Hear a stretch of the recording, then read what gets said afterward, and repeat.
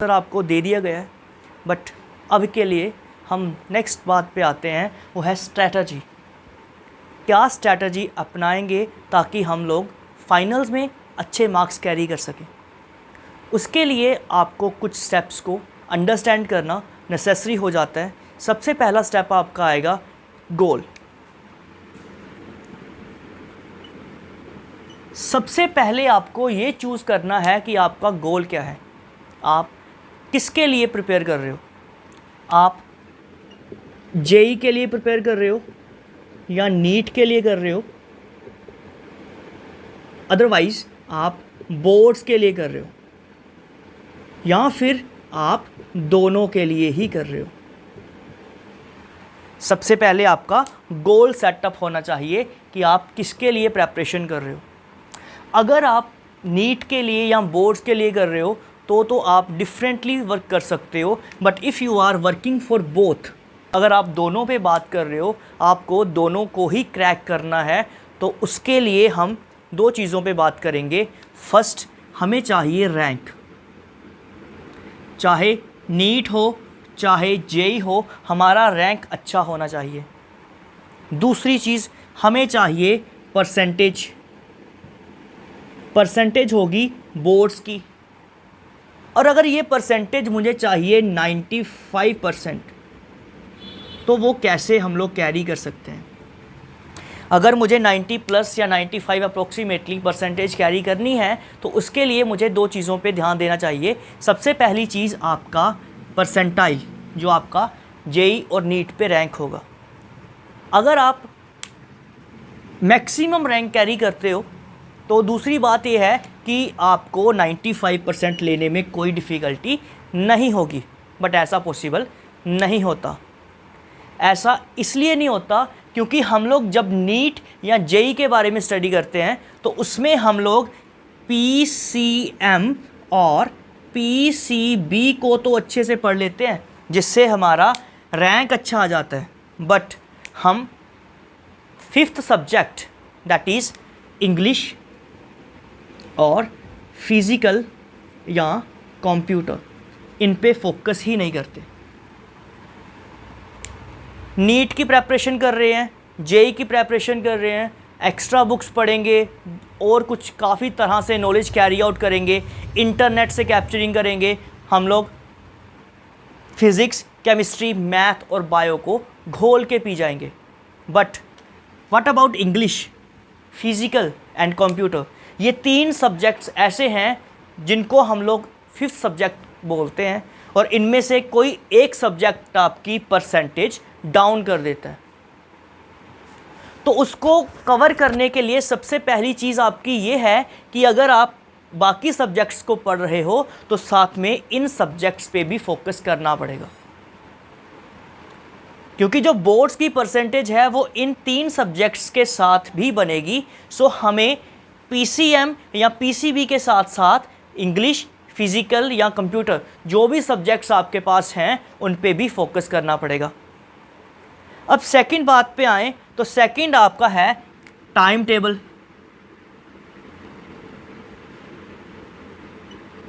हमने स्टडीज़ तो शुरू कर दी, टाइम टेबल बनाया ही नहीं। हमें पता ही नहीं कि हमारा सिलेबस कब शुरू हुआ और कब ख़त्म होगा, और अगर ख़त्म होगा तो हम उस पर वर्क कैसे करेंगे, उसकी रिवीजन किस तरह से की जाएगी। तो उन चीज़ों को कवर करने के लिए टाइम टेबल नेसेसरी हो जाता है। तो टाइम टेबल के बाद आपका तीसरा स्टेप होता है सिलेबस, सिलेबस कंप्लीशन। सिलेबस किस तरह से कंप्लीट करेंगे? सिलेबस कंप्लीट करने के लिए हम इसको तीन पार्ट्स में डिवाइड कर सकते हैं। सबसे पहली चीज़ तो हमें कवर करना है syllabus.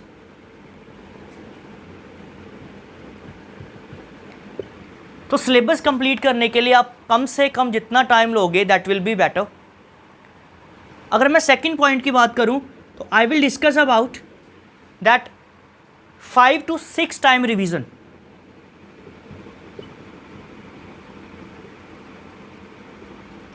Five to six time revision मैंने इसलिए बोला बिकॉज जब हम लोग स्टार्टअप करते हैं, तो स्टार्टिंग चैप्टर्स को पढ़ते हैं, साथ साथ में रिवाइज करते हैं, बट एट द लास्ट जब फाइनल एग्ज़ाम्स का टाइम आता है, उस टाइम पे फर्स्ट चैप्टर्स भूल जाते हैं।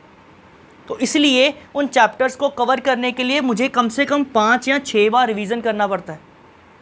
हाँ, लास्ट वाले चैप्टर्स जो हैं उनको आप कम रिवाइज भी करोगे तब भी चल जाता है, बट जो आपके मेन चैप्टर्स हैं, जो स्टार्टिंग चैप्टर्स हैं, उनको 5 to 6 टाइम्स आपको रिवाइज करना ही पड़ेगा। जो थर्ड कॉन्सेप्ट इसमें यूटिलाइज हो सकता है वो है PYQs, प्रीवियस ईयर क्वेश्चंस।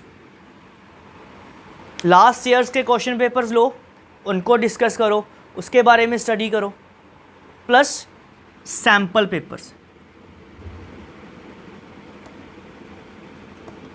अगर मैं सैम्पल पेपर्स की बात करूं तो सैम्पल पेपर्स हमारे पास लास्ट ईयर्स के प्रोवाइडेड हैं, बट जो न्यू शेड्यूल है जिसका सिलेबस ही नहीं आया तो उसका सैम्पल पेपर अभी नहीं पब्लिश हो सकता।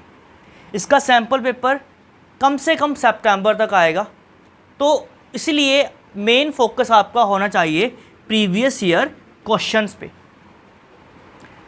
अगर मैं पर्सनली बात करूं तो सैम्पल पेपर्स की अगर बात करें तो ओसवाल के sample papers are the best, तो आप वहाँ से भी पढ़ सकते हो, उसमें आपको कई तरह की चीज़ें पता लग जाएंगी।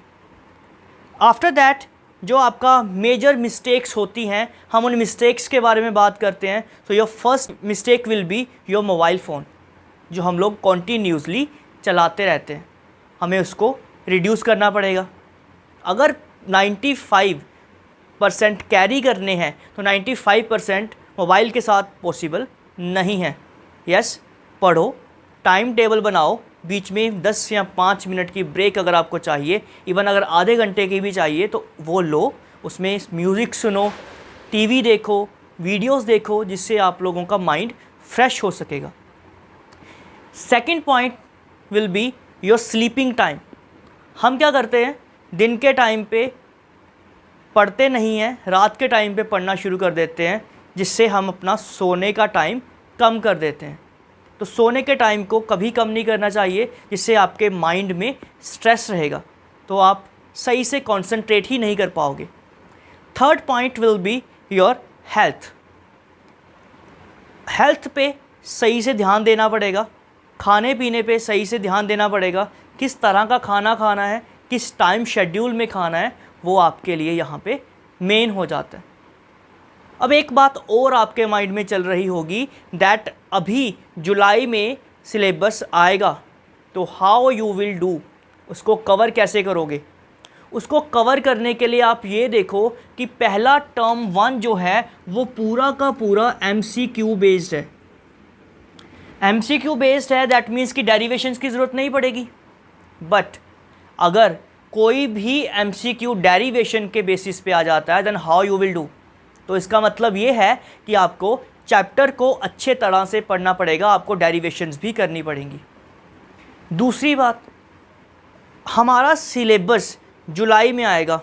CBSE की अनाउंसमेंट जुलाई के स्टार्टिंग में आई, तो जुलाई से नवंबर के बीच में टोटल 4 मंथ आपको मिलेंगे। फर्स्ट टर्म के लिए 4 मंथ से ज़्यादा टाइम आपको मिल गया। मैं 4 मंथ से ज़्यादा टाइम इसलिए बोल रहा हूँ क्योंकि हम पिछले 2 या 3 मंथ से कुछ तो पढ़ रहे हैं। और अगर मैं दूसरी बात करूँ, नवंबर दिसंबर में आपके टर्म 1 होंगे और टर्म 2 मार्च में। दैट मीन्स टर्म 1 और टर्म 2 के बीच में जो गैप है वो सिर्फ 2 मंथ्स का गैप है। तो आप अगर ये सोचो कि मैं MCQ कंप्लीट कर लेता हूँ पहले, देन 2 मंथ में मैं बाकी सब्जेक्टिव स्टडी करूँगा, that will not be possible, वो पॉसिबल नहीं हो सकता। सो आपको क्या करना पड़ेगा इस टाइम पे, आपको कम से कम 75% सिलेबस, कम से कम 75% सिलेबस आपके टर्म 1 से पहले कंप्लीट करना पड़ेगा, otherwise you will not get good marks. तो उसके लिए आपको अपनी बुक्स को अच्छे से पढ़ना पड़ेगा। MCQ के लिए NCERT इनफ है। NCERT का हर एक पॉइंट आप लोग अगर अच्छे से कर लेते हो तो MCQs निकल जाएंगे। But the thing is, extra knowledge के लिए एक्स्ट्रा बुक्स प्रेफर करनी पड़ेंगी। इंटरनेट से आपको काफ़ी कुछ मिल जाता है, उसको देखो। एंड MCQ बेस्ड क्वेश्चंस करने के लिए आप पुराने सैम्पल पेपर्स को भी यूज़ कर सकते हो अभी के लिए, एंड आफ्टर दैट सितंबर तक आई थिंक आपके न्यू सैम्पल्स रिलीज़ हो जाएंगे, देन आफ्टर दैट आप वहाँ से भी कर सकते हो। ये वीडियो में हमने आपको हर चीज़ के बारे में बताया, जो आपके क्वेश्चंस है आपके माइंड में, क्या strategy you can use 10th और +2 के लिए ये एक मेजर वीडियो हो सकती है। सो आप इसको ध्यान से देखना, हर चीज़ को नोट आउट कर लेना, कीवर्ड्स में इसको नोट आउट कर लेना, this will be better for you. And अगर कोई भी प्रॉब्लम हो तो आप लोग डिस्कस कर सकते हैं।